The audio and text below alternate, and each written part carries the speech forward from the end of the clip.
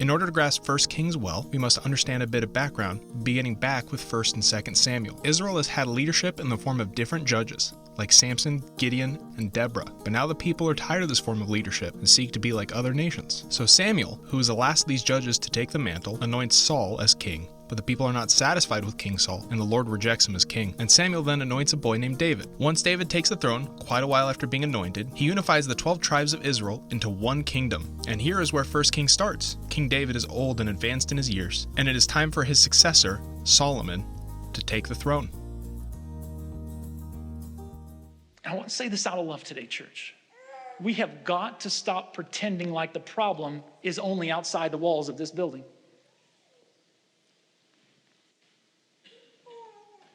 Today, we need to address the pride inside. The pride inside of you, the pride inside of me. But there's a reality that you and I cannot address our pride until we're willing to identify our pride. Are we willing to truly identify our pride? I read something on a study the other day called yearbook theology. And if you're not sure what that was, it was like social media back in the day, right? Like if you looked at a picture, if you looked at one of these things called a yearbook, yearbooks were these things that had pictures of everyone in every class inside of them.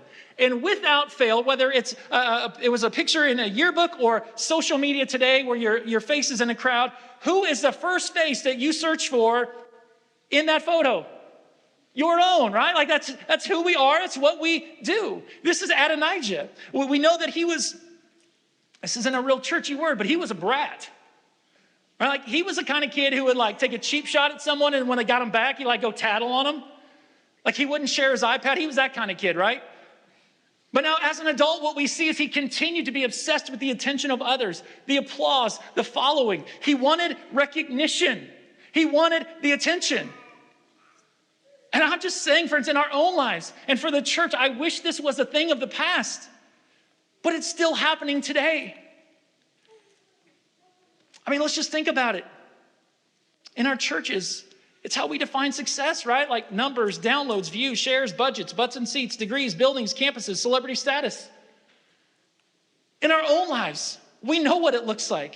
We know what the symptoms of pride look like in our own lives. How we value our success, how we deem to be worthy, how we value our worth.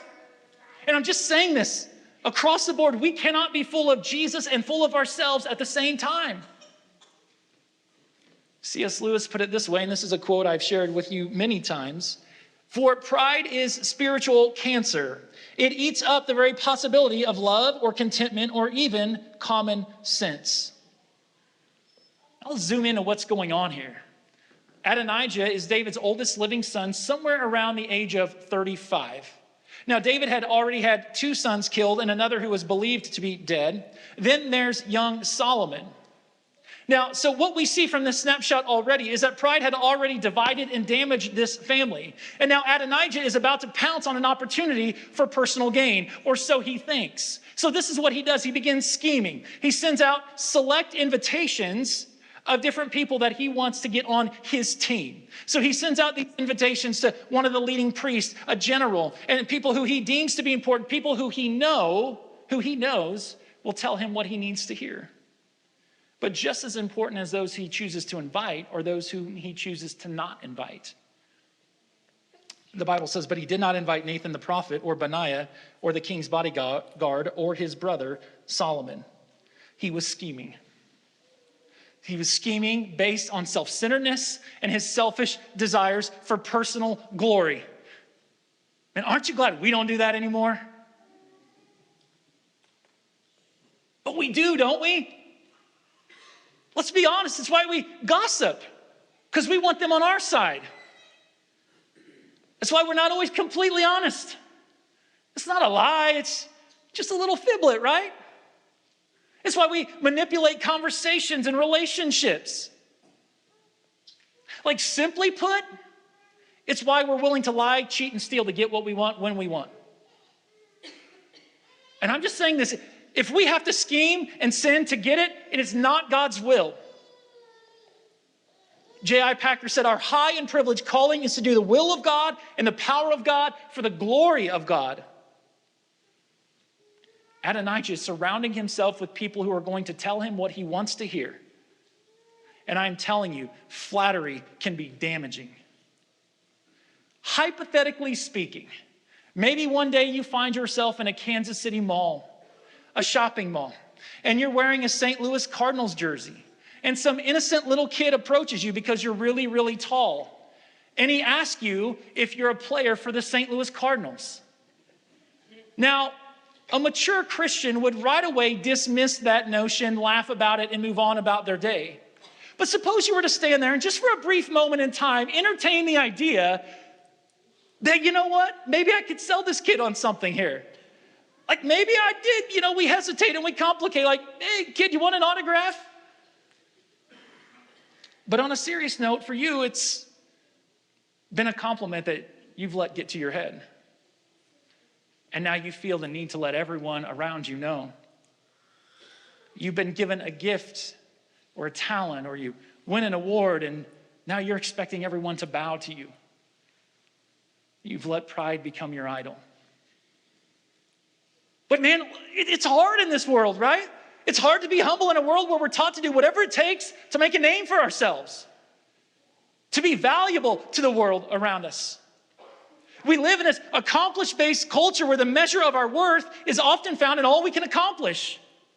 And this is how it plays out at street level, and maybe you can relate. If you're single, it seems like people are constantly on you, asking if you're ever going to get married. And they've always got someone in mind for you because that always works out, right?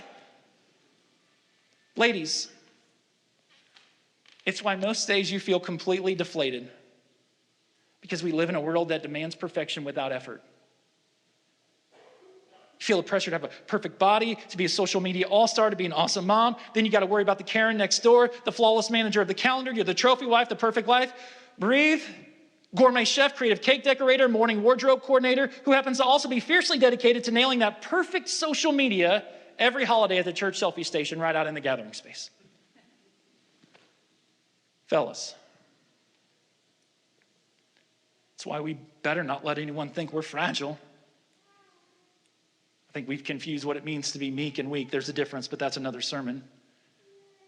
In a world where being humble is often frowned upon, we've convinced ourselves that we better not be open or vulnerable or accountable, or they might see us as a failure. And so here's what we do, fellas. We compromise with pride to impress others regardless of the expense. We boast about the people we know. We boast about how many people work under us. We buy bigger toys than the other boys, men in the neighborhood, pretend like struggles with lust or someone else's problem. We brag about a past that becomes more exaggerated over time. Listen, I'm just saying gifted, skilled, and talented people can build a following, but only Jesus can build his kingdom. In a world where everyone is so preoccupied with elevating self, Jesus says, stay humble, because in due time, Jesus says, I will lift you up. Peter writes, God opposes the proud, but gives grace to the humble. So humble yourselves under the mighty power of God, and at the right time, he will lift you up in honor. And we see in our text today that Adonijah is a reminder of what Jesus has warned us about. For those who exalt themselves will be humbled, and those who humble themselves will be exalted. You see, when we look to the world for applause, we overlook our desperate need for Jesus. Being a faithful follower means not always getting recognition or acknowledgement. Listen to me, some of the godliest things that you will ever do will be done in secret. The world won't acknowledge it, but Jesus sees it. And back to our text, verse 11. Then Nathan went to Bathsheba, Solomon's mother, and asked her, have you heard that Haggith's son Adonijah has made himself king and our Lord David doesn't even know about it?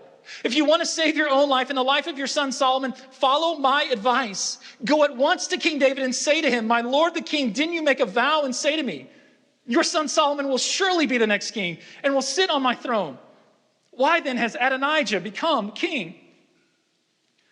So Nathan, good friend of David, speaks truth, lets Bathsheba know what's going on. Bathsheba lets David know what's going on, and David asks what he can do. Bathsheba replies, my Lord, you made a vow before the Lord your God when you said to me, your son Solomon will surely be the next king and will sit on my throne. But instead, Adonijah has made himself king, and my Lord the king does not even know about it. Bathsheba is pleading with David to act quickly. I mean, everyone's sort of waiting to see what's going to happen, who's going to become king. And many have begun to buy the hype that Adonijah is in fact going to be the king and not Solomon. But God had other plans. I mean, David has to act. Wait too long and all the rebellion is going to intensify. But here's what we see about King David. He doesn't compromise under pressure. He responds by doing what is right, knowing God can be trusted for the outcome. And I want to say that again to the person who needs to hear that today, because I don't know the situation that you're in. I don't know how hopeless things look. I don't know how you've been deceived. But I'm telling you that the God of creation, the God of David, our God today, can still be trusted for the outcome. And the king repeated his vow, as surely as the Lord lives, who has rescued me from every danger. Your son Solomon will be the next king and will sit on my throne this very day, just as I vowed to you before the Lord, the God of Israel. The Lord will always accomplish his purposes. The Lord will always accomplish his purposes. Here's what it means. Here's what we can rest in, church.